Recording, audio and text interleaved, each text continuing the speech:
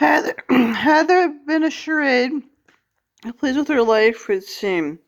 How very comfortable with your elegance of afternoon tea and that glittering crystal cascaded lobby they looked. How long-limbed and such Maggie had appeared, so at ease with her new great success. Never had there been on her face any of the loathing expressed to that word dismissing gesture, brushing and comforting hand away. And on the girl's face, Betsy's beautiful face, so like an online cookie cutter version of Maggie's own pillover, complete with the setting, the sandwiches, the life that she had. What if her parents had never been divorced? Would she have been taking tea that fatal afternoon instead of making furtive love on the hillside? Her sexual indulgence more than the loose blood of adolescence, hunger that could no longer be satisfied by sandwiches? What a reaction to her feelings coming apart. Even as the thoughts went through his head, Clemens understood what a moralist he was.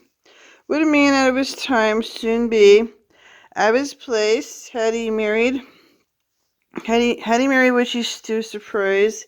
Never had. He would have never dared divorce. What are the reasons why he supposed he never married?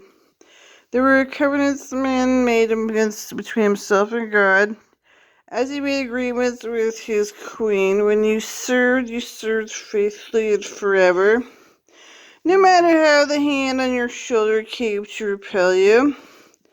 After the service, Maggie stood in the courtyard beside Nicholas. Look at her face of distracted commitment, her body at curious angles, half moving in towards his, half leaning away, as though she were trying at once be with him, escape him. The mourners passed in straggling groups, giving their sorry good wishes. Clement could hear the homeliness from the limbs of the huge banyan tree. The linear roots grew, the thin length of wood spiraling toward the earth. By the great stone wall there where the mourners were grouped, orchids curled around the trunks of the larger trees, a leech species that seemed to grow with them.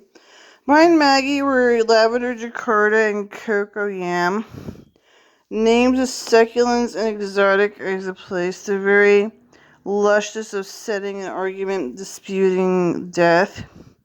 What if she'd stay with her husband? Clement wondered again. Maybe then none of this suffocating sorrow, clinging hard, the so-called comforting words would have been endured. On the small hill behind the gray wall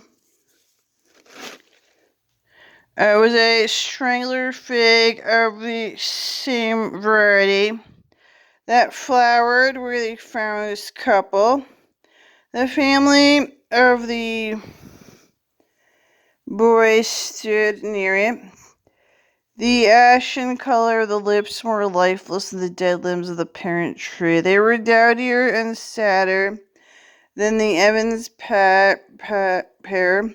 Women of washed, withered middle age would not have sought to preserve a vestige of his youth, as if dyeing gray hair or brightening a cheek would be presumptuous. The false vanity scorned by the puritanical, she had gone through a struggle, the morticious part which Clement witnessed as to whether or not to close the casket. Hideous evidence of the murder weapon had been eliminated. A pencil had been removed from the boy's eye. Eyeball had collapsed as the mortician was forced to stuff the eye with cotton. I wouldn't look flat while the other was round.